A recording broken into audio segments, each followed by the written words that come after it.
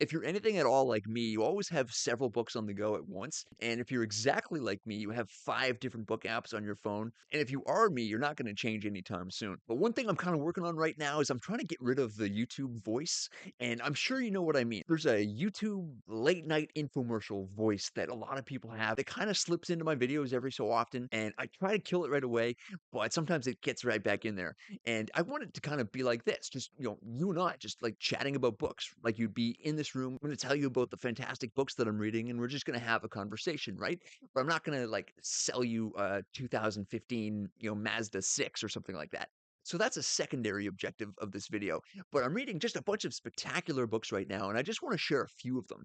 And I'm just going to share the physical ones, and I might actually put the some of the books that I'm reading on my phone down in the video description, along with my full reading list and my newsletter, stuff like that. But this video is all physical books. And I'm going to start with one that is a strong contender already for my favorite book of the year. And I know it's early, it's March something when I'm recording this, but this one, Five Types of Wealth by Sahil Bloom. As of right now, it's spent the last 5 weeks on the bestseller list. And obviously, popular books can be bad too. I mean, a lot of them are. But this one, I mean, the crowd got this one right, and just everybody's raving about this book, and so am I. I've mentioned it several times just on Instagram already and in other videos, and it's just really a fantastic book. Somewhat obviously, as the title would imply, it's about the 5 types of wealth. You got time wealth, social wealth, mental wealth, physical wealth, and financial wealth. And it's more or less about balancing or optimizing, maximizing where you can these different forms of wealth throughout your life. The idea being that it's a dumb idea to spend, 30, 40 years racking up all this financial wealth and then spending it all to just to get your health back. And then also realizing that there's very real important parts of your life that that you absolutely like it's impossible to buy that back. Like once you've gone too far, like it's too late. So you can think of Sahil's book as like one of the smartest, kindest, most, conventionally successful people still basically shaking you by the shoulders, like begging you not to waste your life. And Five Types of Wealth, man, I'm about 100 pages in. It's just spectacular so far. It'll be my top recommendation for a long time. Now, the next one I'm reading right now, it's called Unreasonable Success and How to Achieve It by Richard Koch. And he wrote the 80/20 principle and several other business books that I've really enjoyed as well. And he's made me more conventionally successful by helping me to think differently and approaching things from that 80/20 perspective. Like, 80% of the things that we do aren't going to really matter all that much, but it's all about finding those 20% of things that really move the needle, like those high leverage points, and really doubling down on those things. This particular book is more kind of story based, and it's about unreasonable success, obviously. What he means by that is the kind of success that anybody, looking in on these people's lives before they were successful would not have necessarily bet on them to have made it. So you've got people like Nelson Mandela, Margaret Thatcher, Leonardo da Vinci, Walt Disney, Albert Einstein, Steve Jobs, all of these people, like it wasn't obvious that they were going to make it, but they had these 9 things, these 9 similarities, traits, characteristics, special events that have taken place in their lives that really put them on the path to this unreasonable success. And it's a wonderful book, and I'm really, really enjoying it. And it's kind of, I mean, it's part history. I mean, you're reading about Winston Churchill and, Albert Einstein and Da Vinci and all these guys. It's obviously story driven, narrative based. You're following these people's stories. Like, obviously, these are outliers, and like you're studying the people who made it, right? And there are plenty of people who had these 9 traits that didn't make it and who are not written about in this book, if you know what I mean. So like that's one of the things to be aware of. But at the same time, you just have to take a look at the striking similarities in these people's stories, and things like unreasonable expectations and kind of like this really solid, almost delusional self belief, which I've been trying. I mean, I've been cultivating this in myself for a long, long time. Just this like unreasonable self-belief. Like you believe in yourself so goddamn strongly that like you're like the idea that you could like fail or not succeed or like give up is just so foreign to you. Like you believe in yourself like that strongly. And not everybody has that. And I think like the most unreasonably successful people have it. And that's like step one. And there's 9 steps or 9 traits. It's a really fantastic book. I'm enjoying it a lot. Moving on to a 400-year-old classic, we've got Don Quixote by Miguel Cervantes. I've been reading this book for months and months and months. I can't for the life of me finish it, but that's partly because I mean it's pages like this, right? Like these are massive pages and there's 900 of them. But what kind of strikes me though is that I can leave this book for weeks at a time, and I can come back, and I'm 400 years in the past. Like I'm right back there with Don Quixote and Sancho Panza, and I'm right there with them, and they never left. They were just frozen in time. And like I've said this before about this book. Like the jokes are still funny, and like 400 years, like people that laughed at what was in Don Quixote 400 years ago, you're laughing now. And I mean, not like we're people are different. The jokes are the same and they're still funny. And I never get tired of that. And it's just a really special book for a lot of reasons. And it's an enduring classic. And I'm seeing that it's for a very good reason. And yeah, I absolutely love it. If you're in the mood for like a 900-page monster, which I mean, realistically, it's more like 1,200 or 1,300 pages because like other books, you'd have fewer words on each page. But yeah, another one I'm quite liking right now. It's called Instant Positivity by Kristen Butler. It's more of a daily reader, which I've done in the past, I guess, but I always just kind of read the whole thing front to back. Like the Daily Stoic by Ryan Holiday, that was like that for me. It's meant to be read, a day at a time, and so is this, right? It's 365 ways to become 1% better every day, but I'm just racing through it. I've been a big supporter of Kristen's for a long time. She's one of the more like positive, optimistic people on Instagram, which is where I first met her. And she just like she brightens up your feed. Like I stay away from like politics or like just negative news, like the worst of humanity and like what's going on. Like I don't allow any of that to enter my consciousness. That's very deliberate. Like I guard the or I defend or protect or whatever the border of my mind. Like I don't let in like negative, stupid, silly shit. And I fill my mind with the best stuff. And not just not blindly positive. Like I'm a realistic thinker, but I'm positively realistic thinker.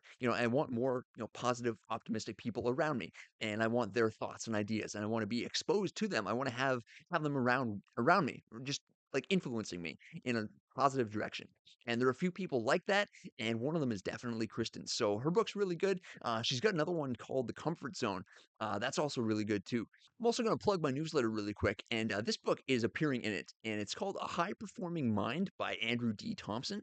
And I finished this book maybe a few weeks ago, and I ended up with pages and pages of notes, and it's really really quite good. The next issue of my newsletter will feature this book, and this book is about the 12 key traits, attributes, characteristics of high performers and like world class athletes, and just like top performing high achievers. It's very simple to read. There's not a whole lot of hype or anything in there. It's very story based. He's got his own very interesting story about a big challenge that he had to overcome. And yeah, it's just again getting your mind right. So I was really impressed with this book, and like I don't finish bad books. So if I finish a book and I end up with 5 pages of notes on it, it's good. And I'm going to feature it in my newsletter, which is called The Reading Life, and that you can find down in the video description. Two more books for you, and then I'll share a little bit of a business update. And I guess I'll go with the more businessy one right now. So this one, it's called Sponsor Magnet by my friend Justin Moore. And it's all about brand deals and sponsorships, partnerships, and things like that, which is actually a big part of my business. It's what's allowed me to go full time talking about books on the internet. A lot of people do that for free, and of course, nothing wrong with that whatsoever. But I wanted to build an actual business, like an actual life around reading. And now I've built up my business to 5K per month, and brand deals and partnerships, that was a big part of it. So Justin's advice is just the best. Like he's the guy that I think of more than anyone else when it comes to sponsorships and brand deals. Basically just earning more from every deal that you do and attracting more deals and just how to negotiate them and setting up contracts and delivery and just like what you should think about. And like there's so many things. Like I've been full time on this for a good couple years now, and there's a lot in here that I didn't think of. Like even today, I found several ideas in here that are going to make me a lot of money in the next few weeks, months, years. And if you're brand new to this, like if you're just kind of building up an audience now and you're not sure really how to monetize or like how to approach brands or things like that, you want to make a business out of it, but you're not really sure how. Like this is the place to start. And I'm not quite finished this one. I've got maybe 100 pages left. I hope to finish it. I will finish it later on tonight when I'm finished recording, uploading this video. But yeah, I highly recommend it. It's really, really good.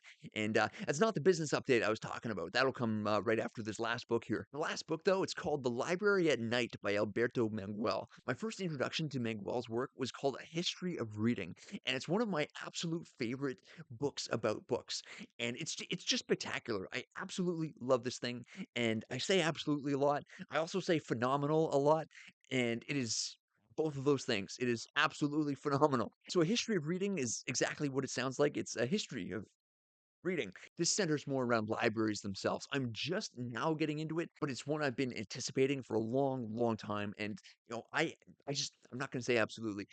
I loved A History of Reading, and I'll leave links to every book that I mentioned here down there. But I'm also going to leave my notes to A History of Reading, and just I mean, again, I think I got maybe or I took 5 or 6 pages of notes, maybe more, from this book, and you can just have them for free. It's just in a Google Doc, and you don't have to enter your email or anything like that. But it's a really special book, and same with this one too. And like I said, I'm just getting into it now, but I know it's going to be one of my top recommendations for the entire year. And if you love books, if you love reading, I think you should definitely check this one out too. So I'm not sure if I was completely able to eliminate my YouTube voice from that video. You can let me know. But there you have it. That's what I'm reading right now. And these are spectacular books. One might even say phenomenal books. And I mentioned a little bit of a business update.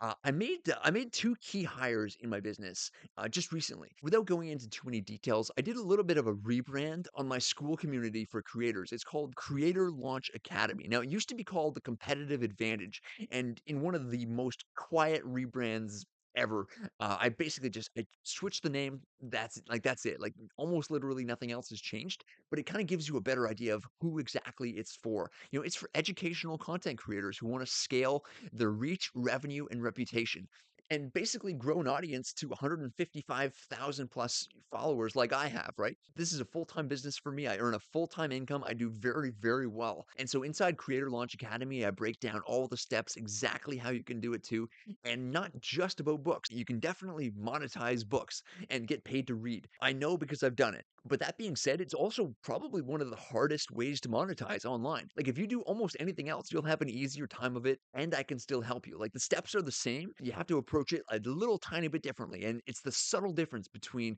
doing this free for the rest of your life and maybe getting a free book here and there and actually turning it into a real business, like a legitimate like online enterprise that allows you to work from wherever you want, like set your own hours and build a massive following online like I have. So I'm not going to oversell it. I feel like if I go any further, the YouTube voice is going to creep back in, but that'll be the first link in the video description. And again, it's called Creator Launch Academy. And actually, the two hires that I just made are both involved in a very big initiative that I've got coming up that's really going to be tremendously helpful for you if you want to go full time as an educational content creator and get paid extremely well for your expertise. So thanks for watching this video. I've got the next one all queued up for you. It's every personal finance book explained in one sentence. And always remember, bookmarks are for quitters. I don't waste time, no, I make time. All these people wanna hate, fine, I'ma make mine. While you sitting there complaining, I'll be training. While you sitting there just waiting, I'm creating. Yeah, sometimes I think that I'm unstoppable.